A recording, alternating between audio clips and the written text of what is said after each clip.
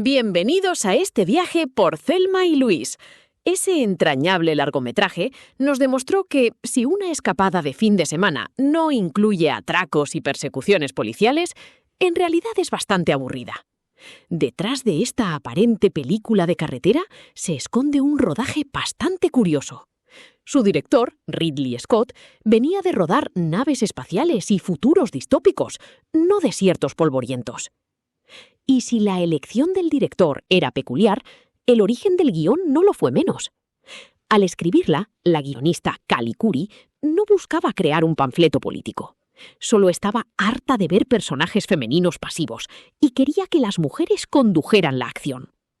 ¿Por qué una historia que nació sin pretensiones ideológicas terminó siendo abrazada con tanta fuerza por el feminismo?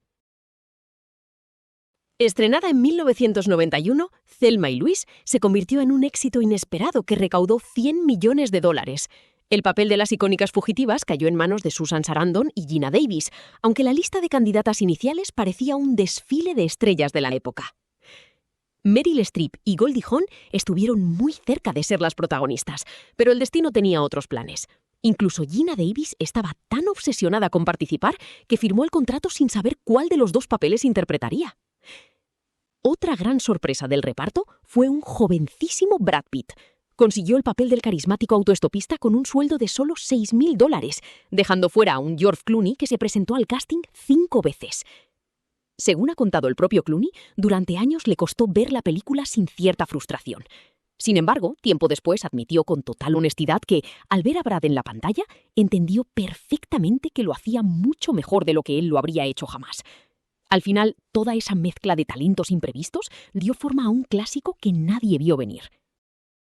La historia arranca como un respiro de la rutina doméstica y laboral para dos amigas muy diferentes.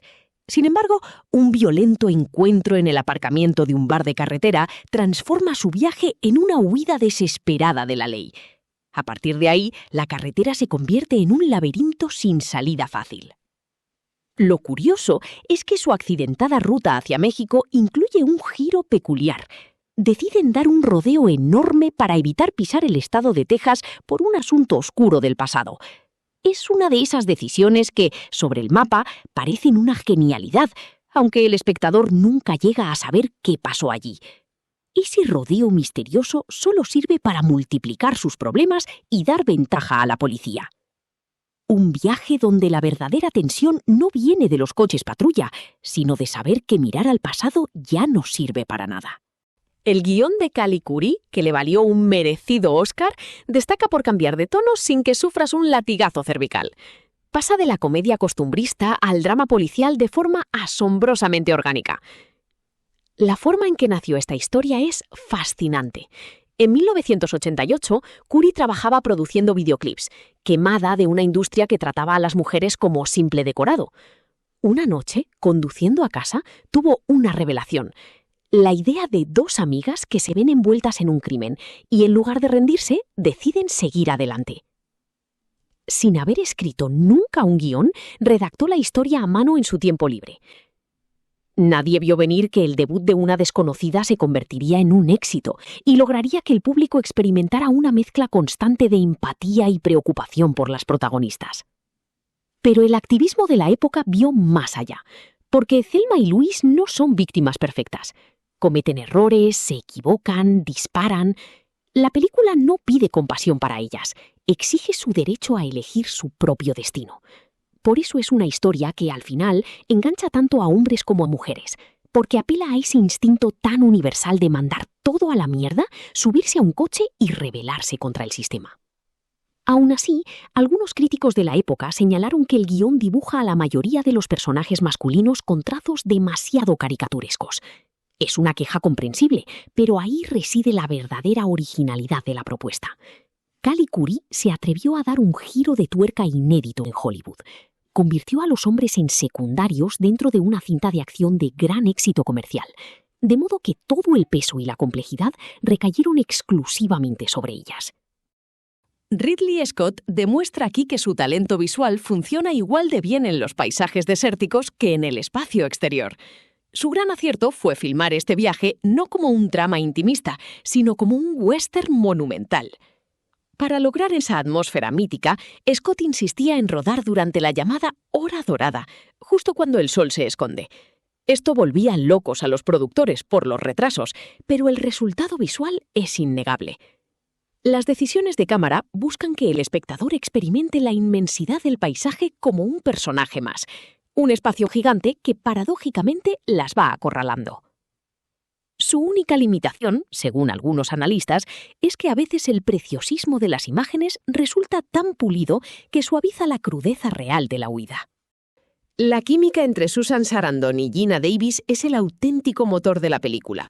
Sarandon aporta una madurez herida, una Louise que sabe exactamente lo que cuesta cada error. Davis, por su parte, ofrece una evolución impresionante, transitando desde la sumisión cómica hasta una determinación salvaje. Curiosamente, ambas actrices se hicieron amigas íntimas durante el rodaje, algo que se nota en cada mirada de complicidad en pantalla. Según algunas versiones del rodaje, Sarandon demostró ser la Louise perfecta también detrás de las cámaras. Cuando Ridley Scott presionó a una tímida Geena Davis para rodar un desnudo incómodo, Sarandon se plantó ante el director y sentenció: «Ella no va a hacer eso». Protegió a su compañera exactamente igual que en la ficción. Frente a ellas, Harvey Keitel cumple un papel crucial como el inspector Hal Slocum.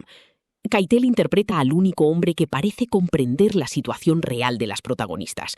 Su mirada cansada y empática sirve para que el espectador encuentre un respiro moral en medio de una persecución que se vuelve cada vez más implacable y hostil.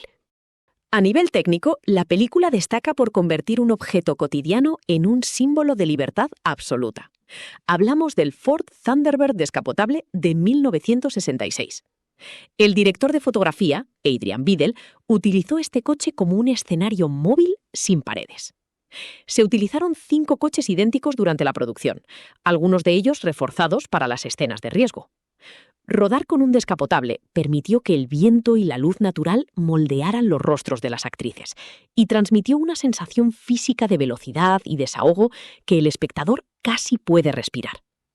Esta elección técnica evita la sensación de claustrofobia habitual de las películas de carretera y refuerza la idea de que, mientras el techo esté bajado, todavía hay espacio para soñar con escapar. Esa misma búsqueda de realismo salvaje se aplicó a los efectos especiales. Cuando el vehículo cisterna estalla en el desierto, no hay trampa ni cartón. La explosión fue real y tan masiva que el actor secundario acabó a pocos metros de una bola de fuego gigantesca. Las reacciones de euforia y asombro de Sarandon y Davis en esa escena no son actuación, es adrenalina pura. El consenso crítico actual sitúa a esta película como una obra clave para entender el cine de carretera moderno.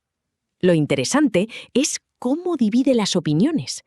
Mientras el público suele ver en ella un canto a la amistad y la autorrealización, parte de la crítica prefiere analizarla como una tragedia clásica sobre la imposibilidad de escapar del sistema.